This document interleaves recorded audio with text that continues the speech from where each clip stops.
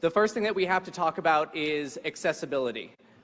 We have a lot of disabled comrades, and a lot of those are invisible disabilities. You don't know who it is that is having a more difficult time navigating this space, and this space was not created with all of their needs in mind. So it's up to us to modify that space to make sure that everybody is able to move in the ways that they need to move. What this means is that, first of all, in this room, I see that no one's clapping for me. It could be because I'm not engaging, but it also is because everyone's doing this. And that's really important, because those loud bursts of noise, even though this is a noisy space, when we can do something like reducing that, that's really important. So please don't clap, shoot up these.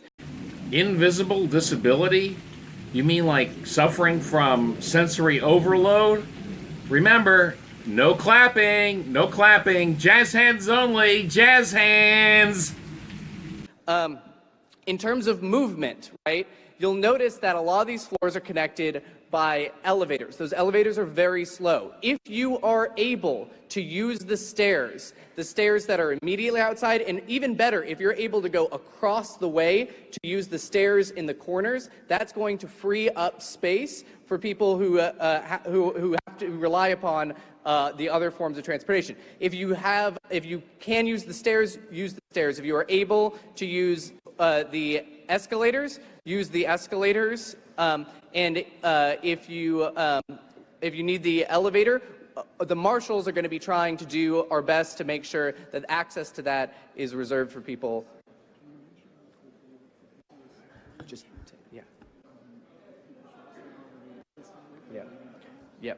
So please use the stairs or the escalators to free up the safe spaces on elevators for ththose comrades who need it. And additionally, with the noise issue, like avoid hissing, avoid waving banners, right?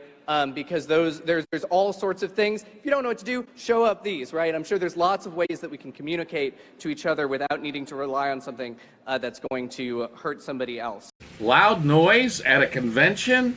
Wow, isn't that what conventions are supposed to be all about? We have quiet rooms that are available. There's a range of options of these, right? On Piedmont floor, on 7, there's one that has video but no sound, if you still want to be able to observe the convention, but the sound is an issue. There's also on Piedmont 8, a completely quiet room. One thing to note there, please don't go into that space with anything that's like an aggressive scent, for instance, right? Because that's going to be difficult for people. And whether, perfumes or anything like that. Are you kidding? Can you think of anything more boring than watching a Democrat Socialist Convention without the sound? I mean, that's pretty absurd, but it's also pretty hilarious. Now, what I would love to do is I would love to infiltrate their convention and go to that safe space, totally quiet room in Piedmont 8 and let loose with an air horn and blast them with a giant fart. I'm one of the few Americans who actually enjoy eating Vegemite, but I had to stop because one of the horrible side effects is it makes you fart almost uncontrollably. Big, loud, smelly farts. But believe me, if I knew there was a Democrat Socialist convention in town, I would go back to eating Vegemite again. In addition to this collective security, we need to be working on consent, right? The principle of collective security is we don't want to put people in stressful situations that they don't consent to, right? And we have to be accountable to each other that our actions might have negative consequences for other people. Stressful situation?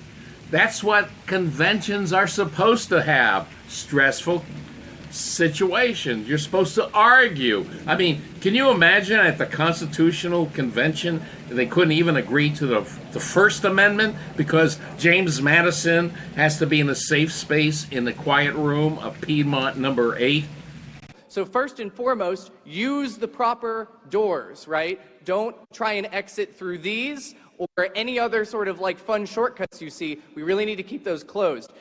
You have to have your credentials at all time. We're not trying to be jerks, but there are right-wing infiltrators who are trying to get in here, and the way that you enable us to keep them out is by making sure it's very easy for all the marshals to see those.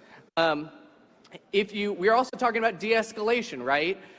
Because people are going to have different experiences of things that some others might think is normal heatedness, and I think in some of that there's an inevitability there, but it's going to be really traumatic for people if we're not making an affirmative effort to de-escalate each other and de-escalate ourselves, right? And we have marshals who are going to help you do that. If you are having a conflict with somebody, feel free to step away, right? We're going to make sure that you can get out of that space. Let somebody else step away if they need to step away, right? And generally, try to be chill, right? Take a deep breath. And feel better before you say anything. Again, a reminder, it's a political convention. You're supposed to have stressful situations. Oh, and if somebody suffers from trauma, is that supposed to be the end of the world? We also have an info security, right? This is really, really important. Please don't tweet photos of your credentials. That would be very bad.